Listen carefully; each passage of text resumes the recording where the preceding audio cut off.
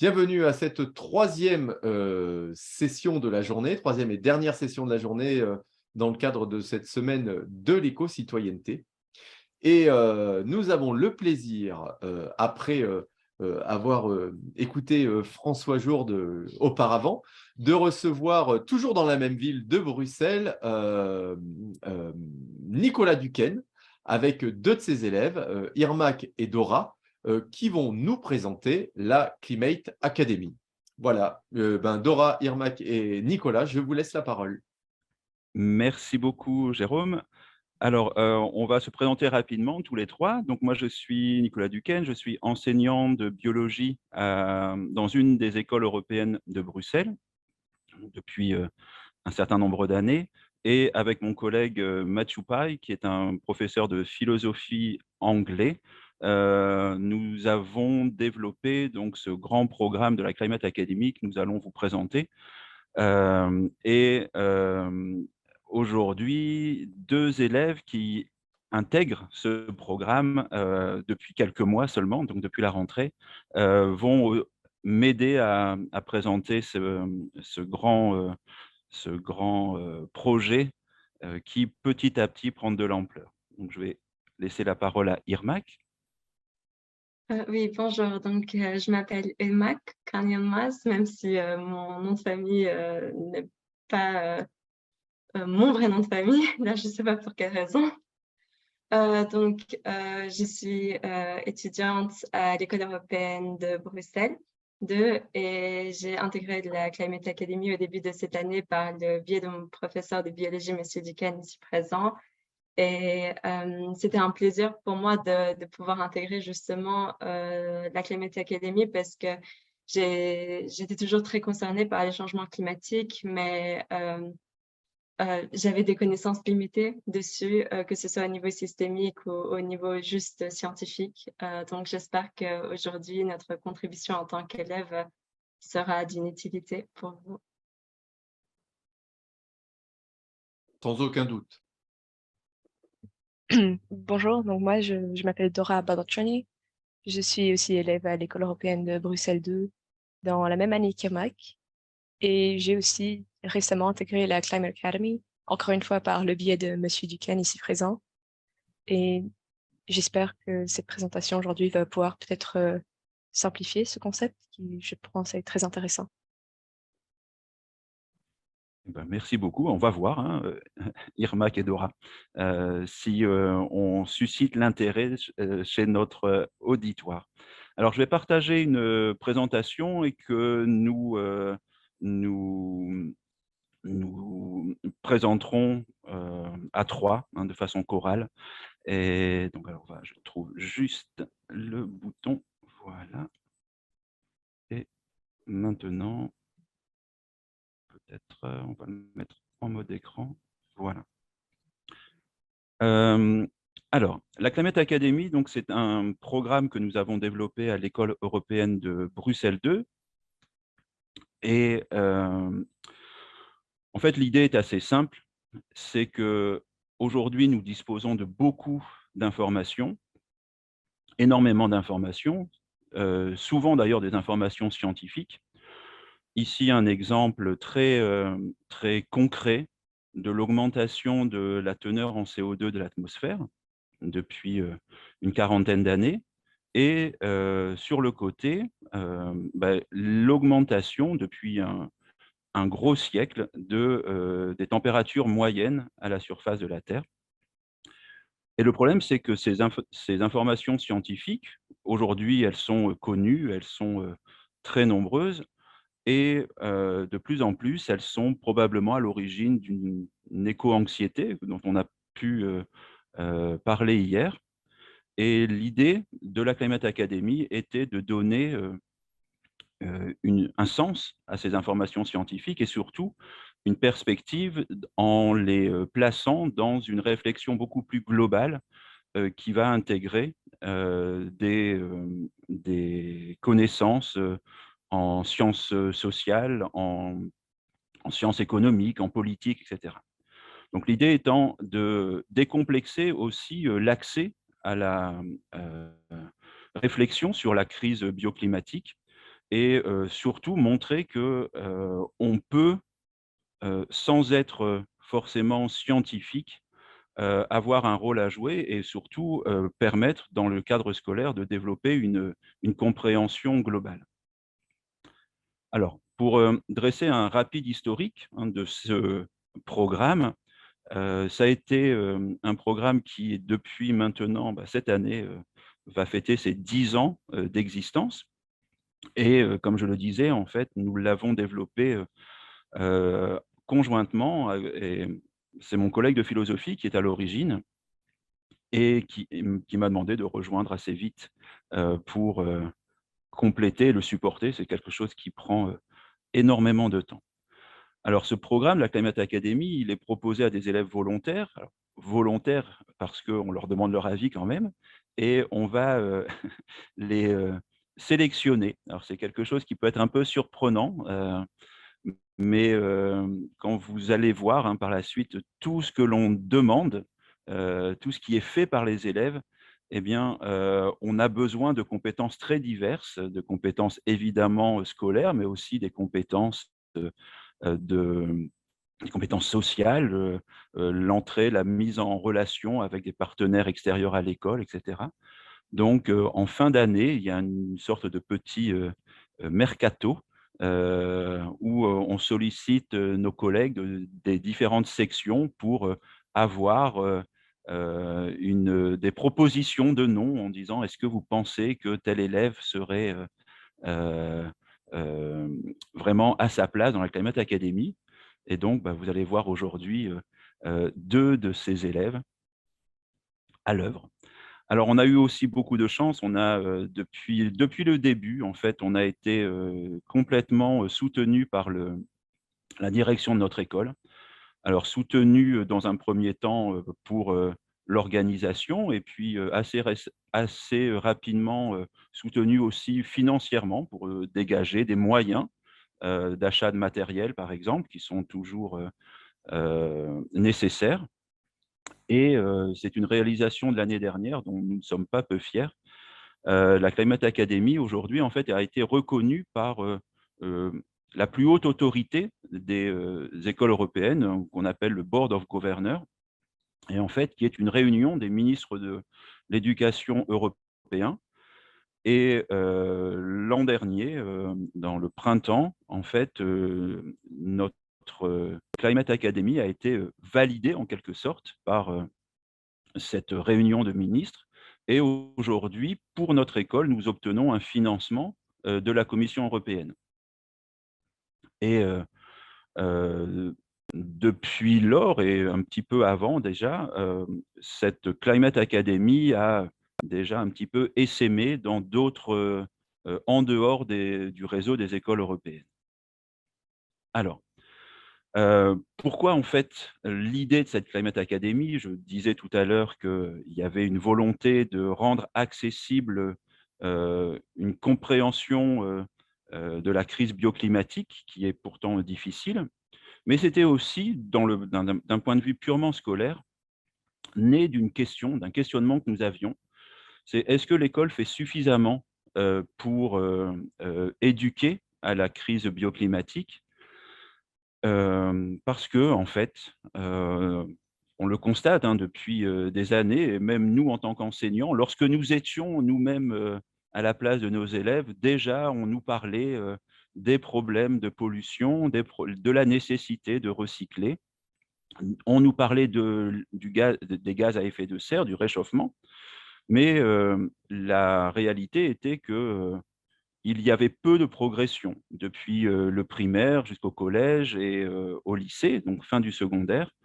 On était souvent à répéter des choses et à amener les élèves dans le meilleur des cas, à faire des actions de recyclage, de collecte, de tri sélectif au niveau de l'école, qui sont des choses absolument nécessaires, mais malheureusement qui ne sont plus suffisantes pour la crise majeure à laquelle nous sommes exposés.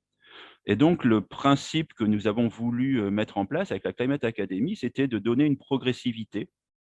Alors, il fallait bien commencer quelque part, et nous avons commencé avec nos élèves qui sont en fin de cycle secondaire, donc l'équivalent de première et de terminale dans les systèmes français. Et de là, on a pu, en utilisant évidemment les connaissances et les intérêts que les élèves avaient, on a pu développer au cours de notre Climate Academy, aborder des notions complexes de sciences, telles que oui, la dynamique des systèmes, la science de la complexité également, les notions de budget carbone, des points de bascule, on en reparlera un petit peu plus tard. Et puis également, puisque ce sont des choses qui sont indissociables, on a également travaillé sur des notions d'économie, de politique, de philosophie, de sociologie, de façon à progressivement construire une compréhension globale de cette crise. Alors, il faut dire en fait qu'un frein majeur au travail et à la compréhension de cette crise, c'est l'organisation de notre système éducatif global, en tout cas notre système éducatif européen, et puis je pense le système éducatif français également. On a un système éducatif qui peut être vu comme une organisation en silo, où chaque matière détient un certain contenu et malheureusement les ponts, les connexions entre ces différents sujets sont difficiles à adresser.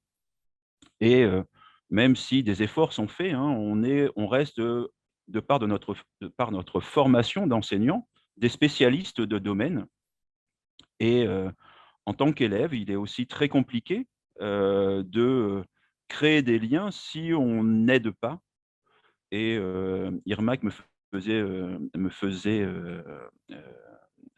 comprendre également que parfois, au sein même d'un niveau où il y a certaines incohérences, on a besoin par exemple d'outils mathématiques en physique qui ne sont pas étudiés dans le cours de mathématiques. Et donc, on a parfois des décalages, et ce qui rend vraiment difficile la mise en connexion des savoirs qui est pourtant la condition nécessaire à justement aux enjeux de notre crise environnementale. Alors l'idée, évidemment, est progressivement de faire évoluer ce système en silo vers une organisation un petit peu plus globale, qui pourrait passer par une organisation ici un peu multidisciplinaire, où on mobilise encore une fois les disciplines, mais pour les mettre au service de la compréhension d'un concept. Alors souvent, lorsqu'il est question de la crise climatique, on va mettre en avant pardon, le concept du développement durable. Je ne reviendrai pas sur la conception que Nathanael Wallenhorst nous a présentée et la critique qu'il en a faite. C'est une réalité aujourd'hui. On aborde souvent la thématique de la crise climatique par le biais du développement durable. Mais l'organisation des savoirs peut être encore plus fusionnelle, en quelque sorte, hein, pour passer vers une organisation interdisciplinaire où là, les disciplines commencent à interagir, à se superposer. Alors nous, ce que nous essayons de faire avec la Climate Academy, c'est d'avoir une organisation transdisciplinaire, c'est-à-dire que on part du problème réel le plus sensible, le plus tangible, le changement climatique par exemple, et nous mobilisons l'ensemble des savoirs contenus dans les disciplines pour non seulement comprendre, mais aussi développer des moyens d'action, justement.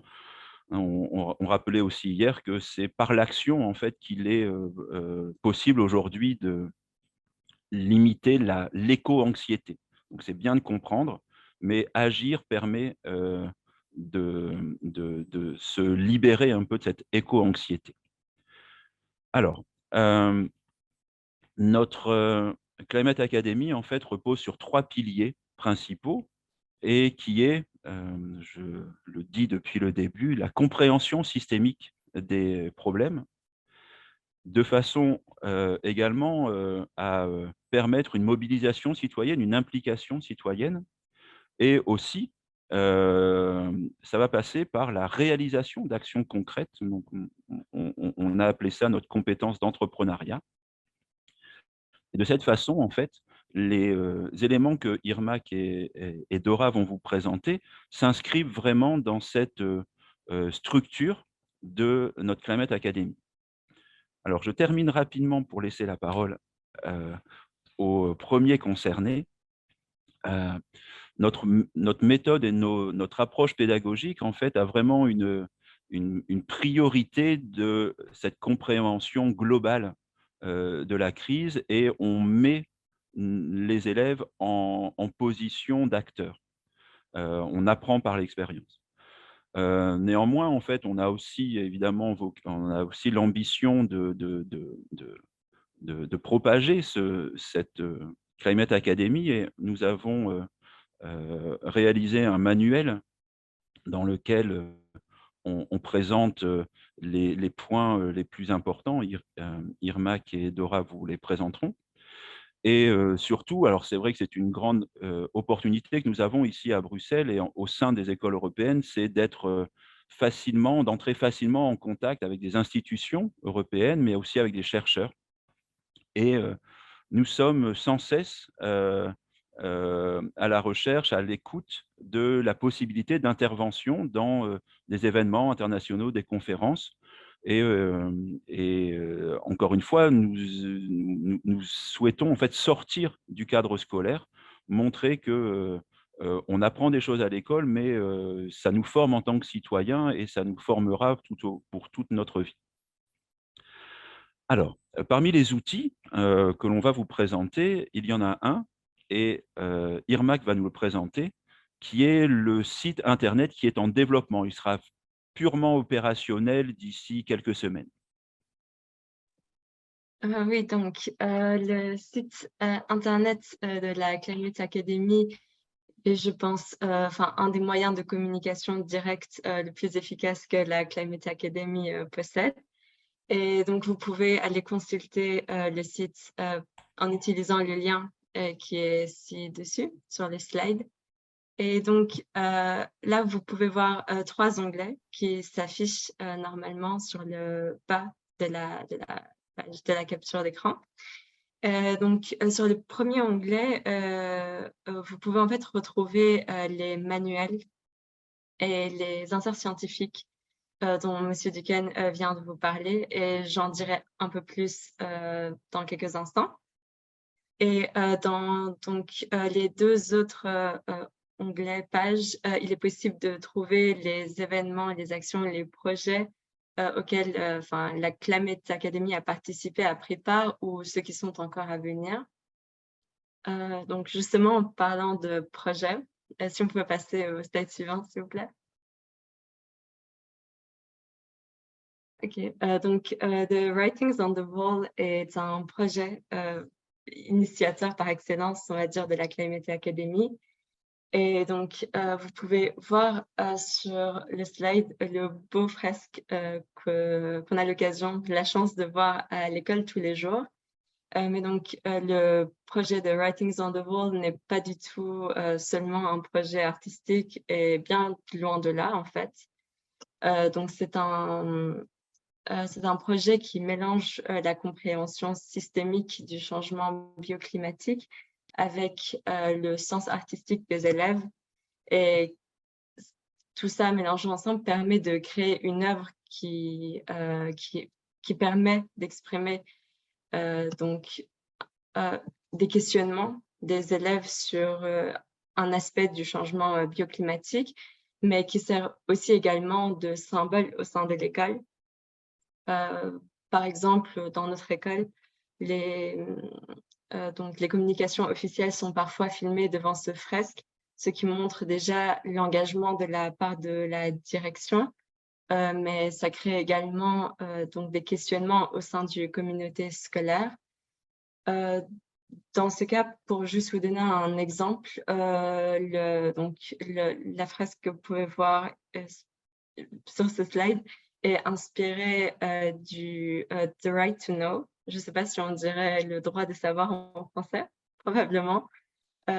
Qui prend comme référence ce fameux parti de la Constitution américaine, et qui montre en fait le droit des jeunes à être impliqués justement dans les décisions concernant le changement climatique et qui montre également une frustration sur les décisions politiques qui sont prises. Et là, je pense qu'il n'est pas possible de le voir, mais il y a aussi une référence aux émissions de CO2 avec le CATEX Index, mais ça, Dora va vous en parler plus en détail tout à l'heure.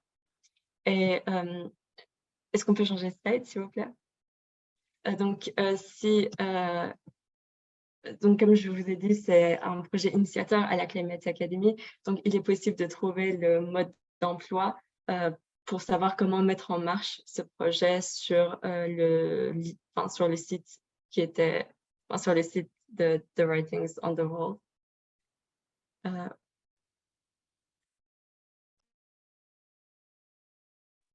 Je pense que Dora peut prendre la parole maintenant. Donc, l'un des outils que nous vous proposons est justement cette application Codex%, qui a été mise au point par Jasper Van Zanten, un jeune élève de la Climate Academy hollandaise, qui permet de suivre la réalité des émissions CO2 par rapport aux engagements des pays pris lors des accords de Paris. Les données utilisées par le site sont actualisées et sont validées par des scientifiques, dont certains ont même participé à l'élaboration des rapports du GIEC. Cette application est un outil simple et puissant pour comprendre que les engagements des pays sont malheureusement bien en dessous des efforts nécessaires permettant de contenir le réchauffement climatique sur la trajectoire de 1,5 ou même de 2 degrés d'augmentation d'ici la fin du siècle. L'interface est, comme vous le voyez, simple et facile à utiliser et permet de rendre accessible à tous des données parfois trop compliquées. Cet outil nous informe exactement des lacunes de nos dirigeants et permet ainsi de les interpeller adéquatement.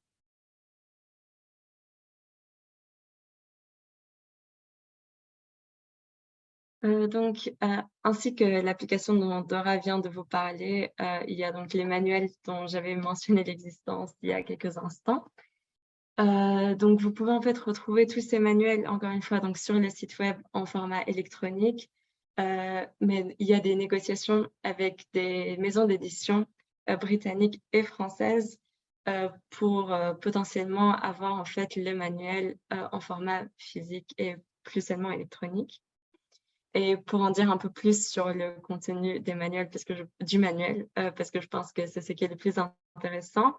Donc, vous pouvez voir qu'il est constitué de 15 chapitres qui sont aussi accompagnés d'inserts scientifiques.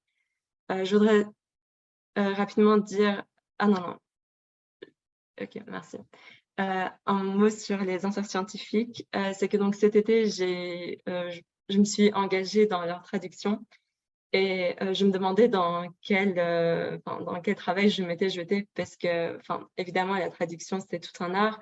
Mais en plus de ça, traduire des notions scientifiques dont j'avais jamais entendu parler, ça me semblait être vraiment une tâche très fastidieuse pour le coup. Mais dès qu'en fait, j'ai commencé la lecture de ces inserts scientifiques, je me suis très vite rendu compte que oui, c'était des notions dont j'avais pas connaissance, mais qui étaient très faciles à comprendre, écrites de manière très limpide. Et donc, les inserts scientifiques sont vraiment d'une très grande utilité à côté des chapitres du manuel. Et donc, maintenant, je voudrais un peu vous parler des chapitres à proprement parler. En fait, ils sont tous basés sur une même structure. Je ne sais pas si c'est le meilleur mot à utiliser, mais en tout cas, tous sur la notion de compréhension systémique. Donc, contrairement à des livres qu'on a l'habitude de voir à l'école qui sont basés sur un sujet très spécifique, comme par exemple, je ne sais pas, seulement de la biologie, seulement de la chimie, ces chapitres ne suivent pas du tout le même exemple. Ils prennent en compte des aspects sociaux, économiques, politiques et les inserts scientifiques permettent justement de rajouter un aspect en plus. Et pour ne pas seulement parler en l'air, je voudrais justement vous donner un exemple d'un de ces chapitres qui, selon moi, est le plus parlant. C'est l'asset qui est sur le CATEX sur l'index Cadex, dont Dora avait parlé de l'application tout à l'heure. On peut, oui, le slide. Donc, en fait, ce chapitre commence avec un problème très concret, social, qui est celui de comment est-ce que, en tant que citoyen, on peut donc savoir que les engagements pris par les politiques au niveau des réductions des gaz à effet de serre sont, comment dire, à la hauteur de la situation de la crise qu'on est en train auquel on est en train de faire face. Ensuite, pour justement répondre à cette problématique, il y a un outil scientifique, donc l'index Cadex, qui est introduit dans les chapitres.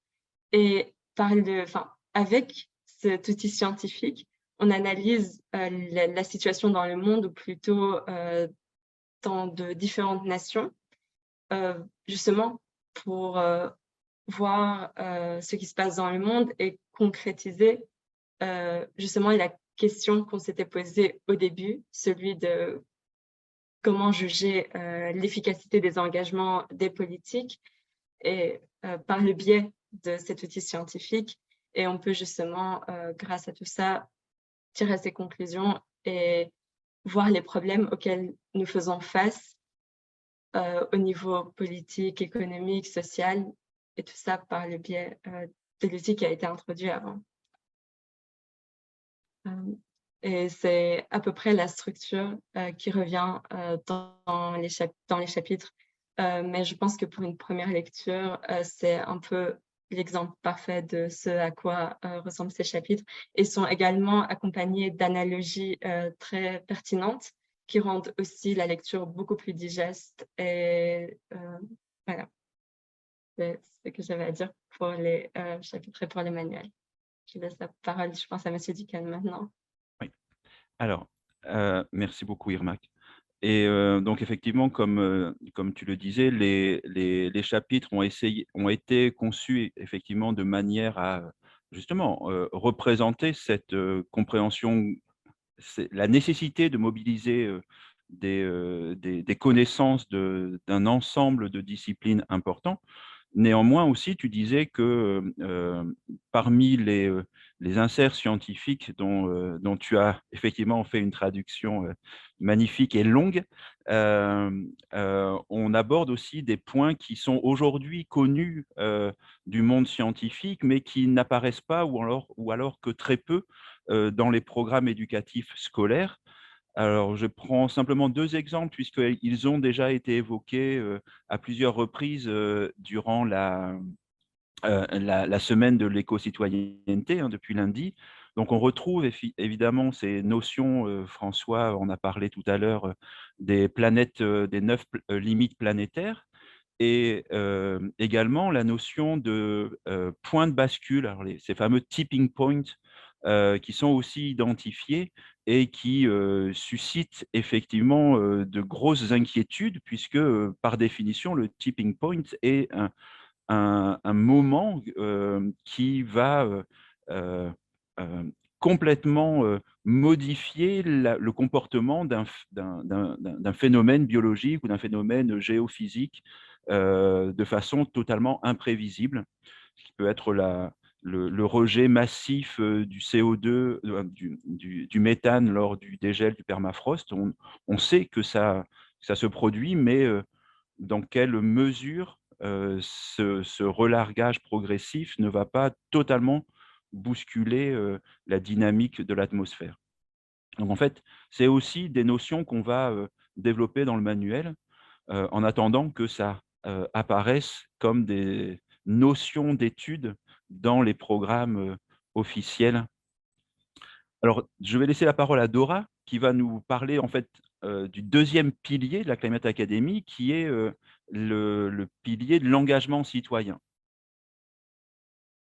Donc, oui, en effet, lorsque les étudiants maîtrisent les fondamentaux et développent donc une compréhension systémique des enjeux, ce qui va d'ailleurs souvent assez vite, nous pouvons alors commencer à vraiment nous engager. Par exemple, la Climate Academy travaille avec l'organisation à but non lucratif américaine de journalistes News Decoder. qui forme et encadre les étudiants pour la rédaction d'articles de presse ou de podcasts. Cela permet d'amener le travail de la Climate Academy en dehors du cercle scolaire et le porter dans la société civile. De plus, les membres de la Climate Academy ont l'opportunité d'intervenir dans les classes plus jeunes pour réaliser tout ou en tout cas une partie d'un cours sur, par exemple, le développement durable ou d'autres aspects reliés à justement le changement de climat. Enfin, il y a l'interpellation des responsables politiques. L'an dernier, nous avons eu l'opportunité en tant que Climate Academy de discuter avec Madame Roberta Metsola, présidente du Parlement européen, afin de lui présenter ce concept. Nous lui avons expliqué que ce programme visait à développer une compréhension systémique de la crise bioclimatique et à amener les élèves à se mobiliser à travers des actions concrètes.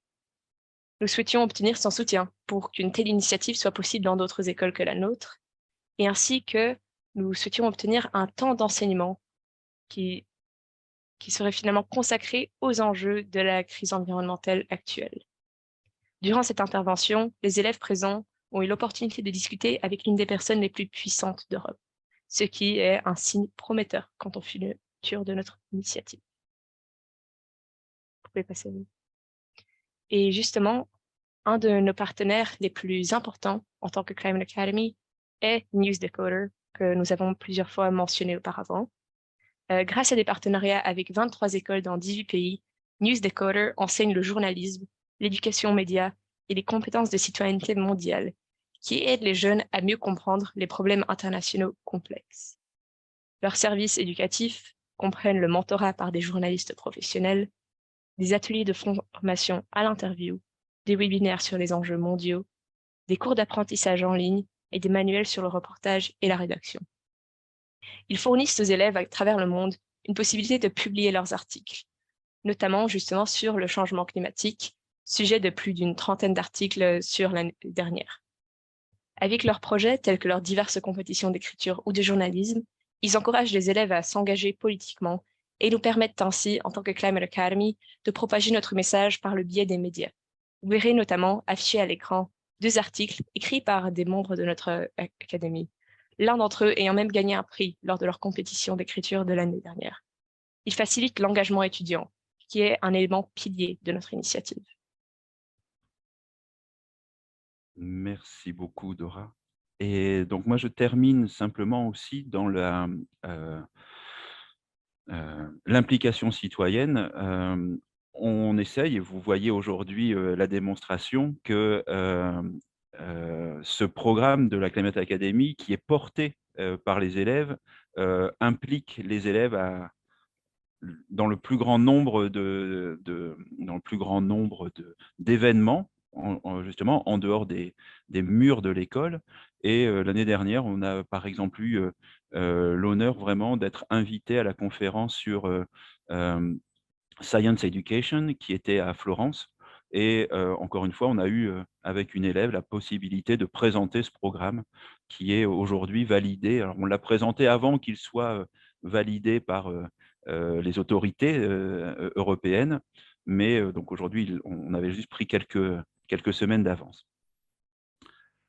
Le troisième pilier, alors je vais le présenter puisque Dora et Irmak ont intégré la Climate Academy depuis septembre et c'est leur première intervention.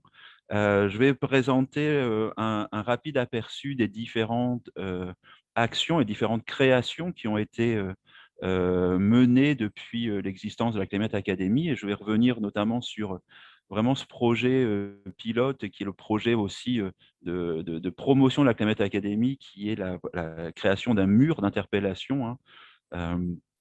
Alors, néanmoins, je vous présente rapidement deux autres événements tout récents. Alors, c'est juste une capture d'écran d'un petit film que nous avons fait il y a quelques semaines, ou même on pourrait dire quelques jours à Riga, puisque quelques élèves de la Climate Academy, donc en dernière année, ont été partie prenante d'un climaton qui était organisé par la municipalité de Riga en Lettonie. Et c'était l'occasion, encore une fois, de montrer que nos élèves sont des interlocuteurs tout à fait crédibles est souvent tout à fait persuasif lors de discussions avec des responsables politiques ou des responsables locaux ou internationaux. Pour les responsables internationaux, on a eu aussi l'occasion d'appeler quelques députés européens lors de la journée du dépassement. Et c'est d'ailleurs à cette occasion-là que nous avons pu avoir notre entretien avec Madame la présidente Metsola.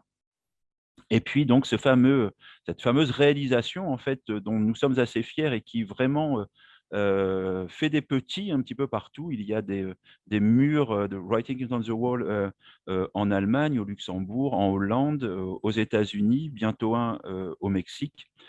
Et donc ce mur, j'espère que la petite, voilà. Donc on en avait pris une petite vidéo en accéléré que je vous propose de voir. Donc c'est un projet qui a été vraiment fait en collaboration avec le professeur d'art. Et ce projet a été intégralement réalisé, mené de bout en bout par les élèves. Ce sont eux qui ont contacté les fournisseurs de peinture, les techniciens pour avoir les échafaudages, etc. Donc, tout est fait de A à Z par les élèves. Alors, le message dont Irmak parlait, qui est juste coupé, Save Our Future, cut 11%, donc qui était le mot qui était à l'époque, donc c'était en 2020, 11%, c'était la diminution nécessaire en Belgique par année des gaz à effet de serre pour que la Belgique soit en accord avec ce que la Belgique avait signé lors des accords de Paris. Alors aujourd'hui, on a changé le concept, on ne l'appelle plus 11%, mais cut X%, de façon à ce que chaque pays puisse retrouver, notamment avec l'application, la diminution nécessaire pour que chacun des pays colle avec les engagements des accords de Paris. Alors parmi les autres, parmi les autres événements auxquels on a eu la chance de participer, alors il y avait une conférence des jeunes scientifiques européens sur l'Observatoire des sols. Et donc ici, j'ai juste mis les mots d'encouragement et de félicitations que nos élèves ont recueillis à l'issue de cette présentation qui avait été particulièrement difficile à mettre en place. C'était sur une notion de sol qui est d'ailleurs aussi très peu présente dans les programmes officiels. Nous sommes aussi, et c'est ce qui donne aussi de la valeur à la Climate Academy, nous avons la reconnaissance du travail que nous faisons par des scientifiques de haut niveau. Ici, nous avons le professeur Anderson, qui est un spécialiste des budgets carbone et des empreintes carbone. Et donc, on a des réunions régulières avec ce genre de scientifiques. Et puis, l'année dernière, nous avons eu aussi la possibilité de participer à des discussions de préparation à la COP 26. Alors, tout ça, ce sont des projets que nous réussissons à développer parce qu'on a noué des partenariats et nous avons des financements Erasmus. Alors, Erasmus+, ce sont des financements simplifiés pour des projets européens. Donc, le projet Writing on the Wall a été financé en partie grâce à un projet et nous avons l'engagement, la nécessité de faire la promotion de ce mur. Et c'est la raison pour laquelle on réussit aujourd'hui à avoir 16 murs qui sont déjà peints et on vise l'objectif d'une vingtaine d'ici la fin de l'année. Alors, nous sommes aussi partenaires d'un projet Erasmus qui s'intéresse à la dimension beaucoup plus humaine et humanitaire avec le Jesuit Refugee Service. Et nous allons tester du matériel pédagogique qui a été mis au point par différents universitaires au Liban, en Espagne. Et nous allons être une école un peu test pour ce matériel. Et puis, nous allons débuter, alors c'est un projet Donc, le meeting de départ n'a pas encore eu lieu, mais c'est un projet qui va nous engager à partir de 2023 sur la biodiversité. Les projets, alors ce sont des projets en cours. Le projet en cours auquel Irmak et Dora prendront part au printemps, c'est d'aller poursuivre le travail qui a été fait à la Toussaint en Lettonie. C'est de voir l'avancée des graines qui ont été semées à la Toussaint et voir comment les écoles et la municipalité de Riga s'est emparée de la Climate Academy. Et enfin, on arrive, je vais être assez bref puisque François Jour nous a présenté dans le détail ses compétences vertes, ces Green Comp. Mais en fait, ces Green Comp, nous les avons intégrées de façon à ce qu'elles nous permettent d'élaborer une certification pour les élèves. En fait, c'est un engagement vraiment lourd qui vient en plus des cours normaux.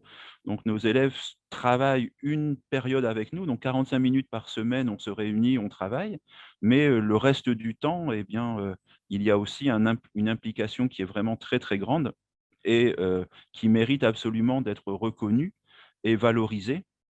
Alors, justement, avec François au bureau central, nous avons pour ambition de développer des certificats, des certificats digitaux, le système des Open Badges, par exemple, qui a vraiment deux avantages majeurs, qui est, un, d'être facilement accessible et clair, puisque dans un certificat digital, on va détailler la compétence qui vaut l'attribution d'un badge. On va détailler, par exemple, le fait que les élèves ont participé à des événements internationaux, les élèves ont collaboré avec une équipe de chercheurs, etc.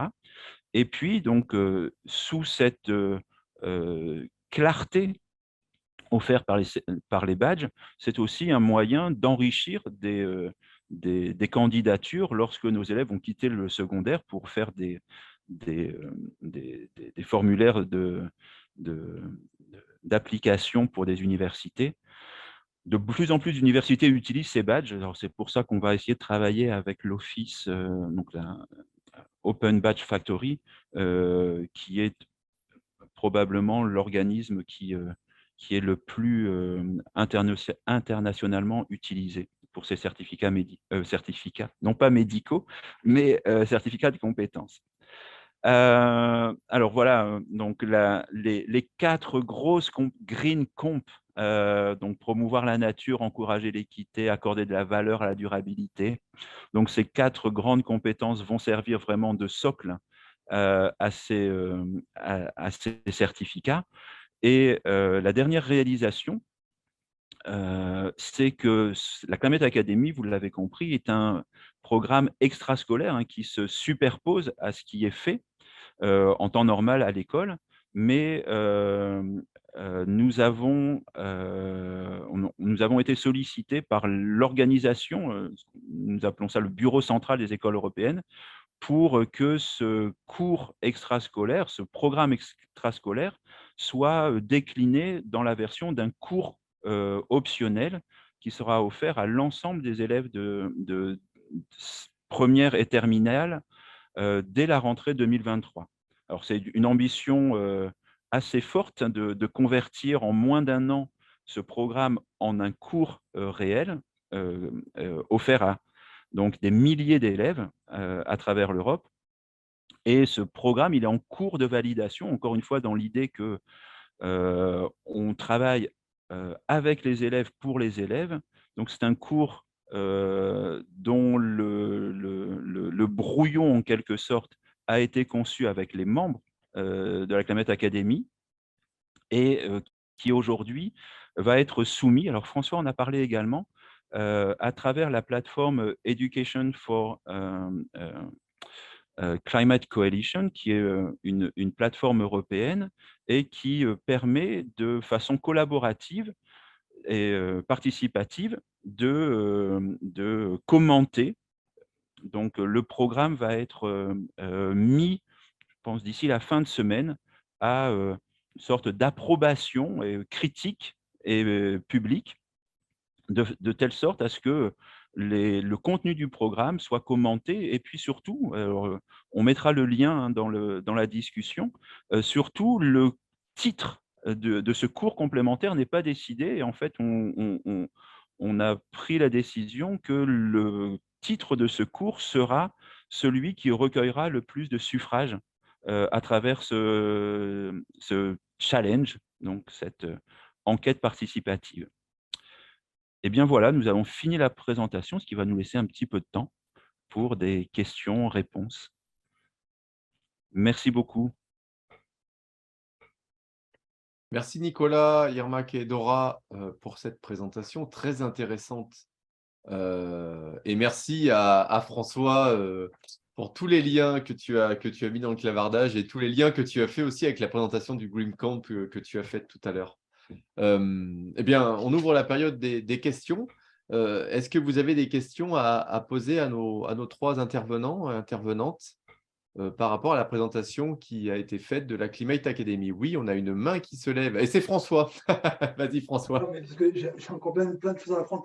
Les liens que j'ai partagés, pardon, c'est le dernier lien qui est bien correct pour le challenge. On est en train vraiment de le finaliser avec Nicolas. Là, on a travaillé juste avant. Voilà, dans les minutes, les heures qui viennent, il sera finalisé. Mais vous avez déjà accès à du contenu.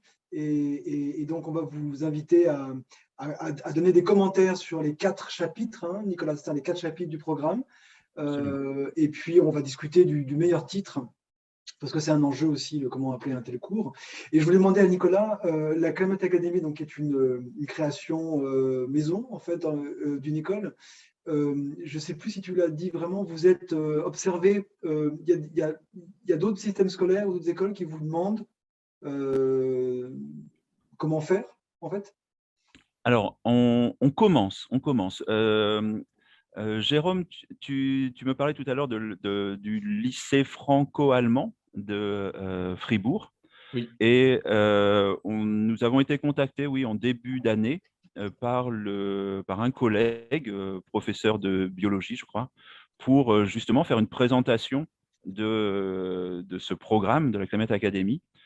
Et avec déjà un certain succès, puisque l'école de Fribourg va créer son premier mur, justement, qui va servir de base ensuite à toute une réflexion, tout un travail tel qu'on vient de le présenter. Donc oui, ça commence. Alors c'est avec Mathieu Toupa, hein, qui est vraiment à l'origine du projet. C'est vraiment pour nous une satisfaction de voir que pendant des années, nous courions derrière des possibles interventions, des possibles soutiens, etc. Et depuis 1 an et demi, on commence à venir nous chercher. Alors, on en est très honorés. Merci Nicolas. On avait une question d'Hector, donc François, tu as répondu dans le chat par rapport à la comparaison de curriculum. J'ai répondu comme j'ai pu, mais c'est un travail, Nicolas, peut-être tu connais mieux ça, tu peux répondre à ma place. Oui. Alors, on n'a pas fait une comparaison, malheureusement, de l'ensemble des programmes européens, français, allemands, etc. Comme la Climate Academy a été développée dans ce réseau très particulier, hein, d'écoles européennes, le programme de ce cours optionnel qui va être offert, on s'est simplement évertué à vérifier qu'on n'allait pas trop couper ou se recouper, pardon, avec des thématiques ou des notions qui auraient pu être étudiées en géographie, en histoire, en biologie. Donc l'idée étant vraiment de toute façon, l'approche est différente. Ce n'est pas, évidemment, le contenu est important, mais c'est surtout la façon dont on va se servir de ce contenu pour créer du lien qui est au cœur vraiment de ce cours complémentaire. D'ailleurs, juste pour illustrer ça, en fait, on va le faire sur 2 ans, ce cours complémentaire, avec une première année dédié, oui, à la construction de savoirs transdisciplinaires, hein, comme on a pu l'exposer. Et l'année du bac, donc durant l'année du bac, l'ensemble des évaluations va consister à la création d'un projet par les élèves qui aura une obligation d'être globale et avec une obligation de travailler avec des partenaires extérieurs. Donc, encore une fois, je l'ai évoqué, on a énormément de chance, on a énormément d'opportunités de travailler avec, par exemple, le centre de recherche européen. On travaille aussi avec l'Office européen des brevets à Munich et ces équipes-là sont prêtes à travailler avec les élèves pour les guider à certains moments de l'année. Et l'idée est aussi de travailler avec les municipalités, hein, sur la mobilité, par exemple. Donc, l'idée étant vraiment de mettre les élèves en position d'acteurs pour l'ensemble des problématiques qu'on a évoquées.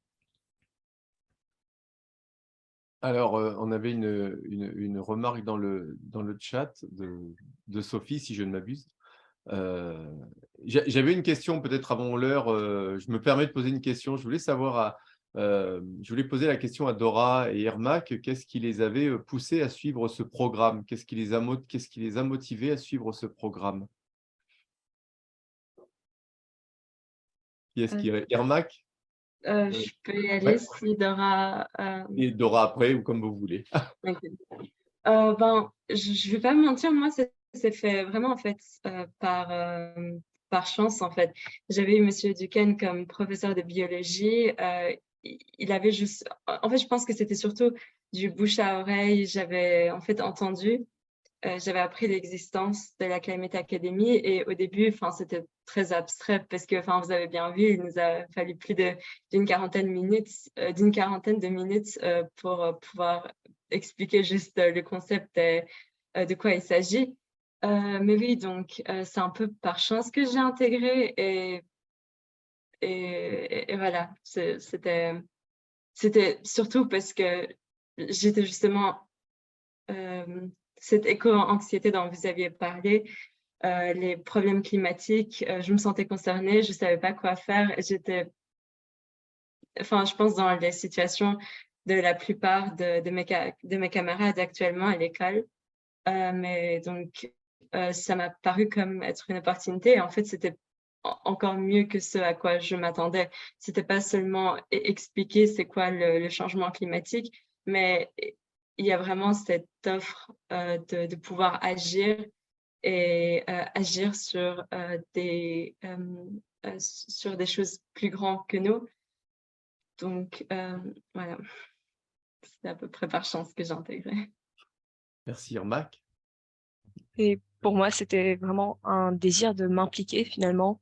Et du coup, quand, par le biais de Monsieur Duquesne, j'ai été proposée cette opportunité de m'impliquer directement dans un mouvement qui est quand même assez énorme. Ça fait, comme on l'avait dit, maintenant 10 ans qu'il existe. Comment faire cette opportunité, c'était vraiment incroyable finalement, vu que j'ai une opportunité de m'impliquer assez fortement, mais quand même encadrée du coup dans le cadre scolaire par des professeurs et des professionnels. Et ça, c'est une opportunité incroyable. Merci beaucoup. Nicolas, tu veux ajouter quelque chose? Non, mais je voulais J'aurais une ajouter… Oui, pardon. Oui, on va prendre les questions. J'aurais une question, Monsieur Duquesne, parce que quand on voit vos élèves qui veulent s'impliquer, je trouve l'implication dans la société civile absolument incroyable.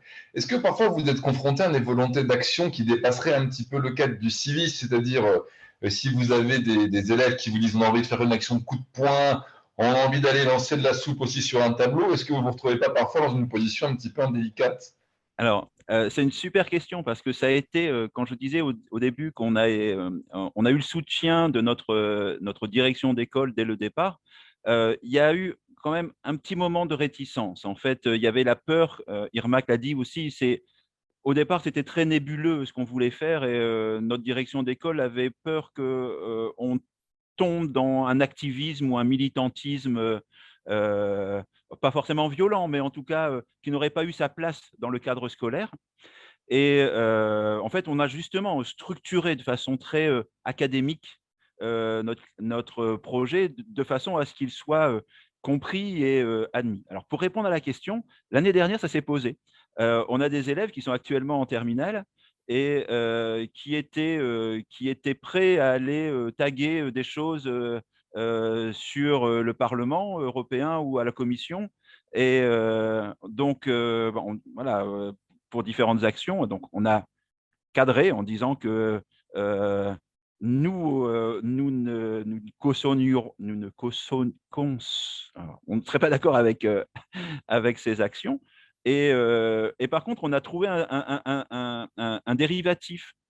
Plutôt que de taguer, on peut projeter des images. C'est un projet qui est en cours pour le Parlement suédois où Greta Thunberg s'assoit régulièrement. Et donc, on a l'idée d'aller projeter des images parce que ça, c'est pas. On peut faire passer le message et c'est pas considéré comme un acte de dégradation. Donc, oui, on essaye de rester dans le cadre légal. La désobéissance civile et civique est évidemment sans cesse présent dans les discussions. Et voilà, c'est délicat, mais oui, c'est une question excellente, ouais, absolument, absolument. Merci et bravo pour le projet. En tout cas, ça donne de l'espoir, encore une fois, de voir des jeunes qui sont sensibilisés et qui sont ensuite aptes à s'impliquer et essayer de faire ce que nous n'avons pas pu faire nous-mêmes. Ouais. Moi, j'aurais juste aussi remercier Irmak et Dora parce qu'en fait, on fait la Climate Academy en anglais. On fait tout en anglais. Et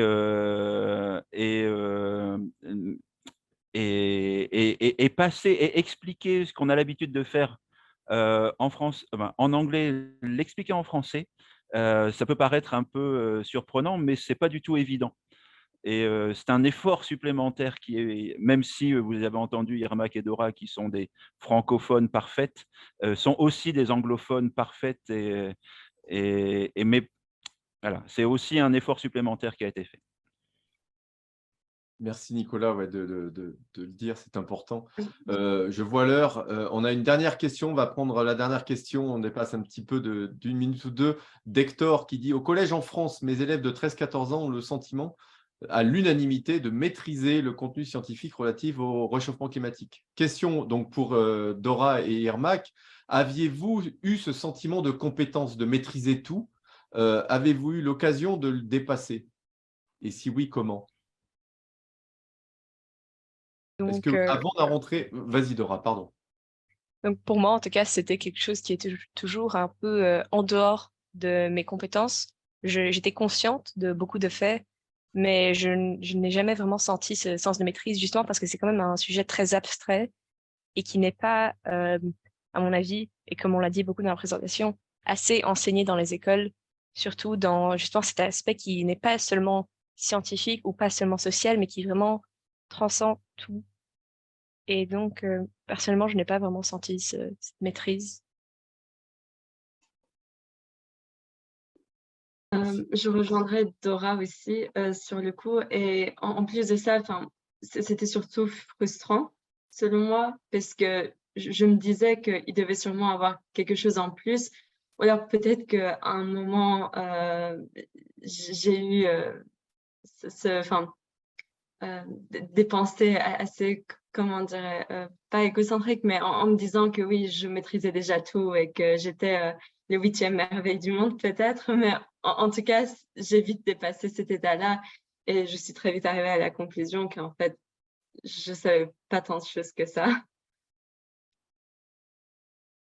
Alors, pour compléter aussi, parce que je vois qu'on demande aussi le point de vue de l'enseignant. Alors, c'est vrai que on peut vite avoir une connaissance, on va dire, correcte des mécanismes à l'origine du réchauffement climatique, clairement, avec voilà, l'effet de serre, les quelques gaz, etc. L'idée étant, je pense, vraiment importante, c'est de montrer que si on peut comprendre un phénomène dans les grandes lignes, il y a énormément d'éléments supplémentaires qui ne sont pas des détails, qu'on ignore souvent, qui sont hyper importants aussi. Donc, apporter un peu d'humilité aussi, c'est important face au savoir scientifique. Donc, vraiment, première chose. Et puis, si c'est vrai, parce que c'est relativement simple à expliquer ce réchauffement global, ce qui est par contre excessivement difficile à enseigner et puis à comprendre, ce sont les répercussions, ce réchauffement global. Et là aussi, pour comprendre, pour essayer d'avoir une image complète du problème, de ses conséquences, eh bien là aussi, on va être amené à repartir sur la compréhension globale, la compréhension scientifique, et de se rendre compte que si on ne parle que du CO2 pour le réchauffement, eh bien on passe à côté de beaucoup de choses. Donc je pense que, encore une fois, ce n'est pas tant dans le contenu du savoir qu'il faut se placer, mais dans la façon d'aborder le savoir. Et Irmak et Dora, on n'avait rien préparé, leur réponse était absolument magnifique, puisque effectivement, il y a cette position qui est adoptée par les scientifiques, c'est une position ouais, d'humilité, et la conscience que eh bien, le détail est nécessaire. Merci beaucoup, Nicolas. Je pense qu'on va devoir s'arrêter là. On a dépassé un peu le temps. Merci, Nicolas. Merci, Irmak et Dora, pour votre intervention. Et j'en profite aussi pour remercier François qui est là pour son intervention précédente et pour la mise en relation, parce que c'est grâce à toi, François, que Nicolas, Dora et Irmak sont parmi nous aujourd'hui. Merci pour cette mise en relation. Merci à toutes et tous d'avoir participé. Et puis, on vous donne rendez-vous demain. Demain, nous aurons 2 interventions, l'école de Berkeley, avec des élèves de primaire qui vont nous expliquer comment ils mettent en place les étapes de l'EcoSchool. Et on aura aussi Ange Ansour qui va intervenir sur éducation à l'Anthropocène. Voilà. Eh bien, merci à toutes et tous. Merci encore. Et puis, à très bientôt.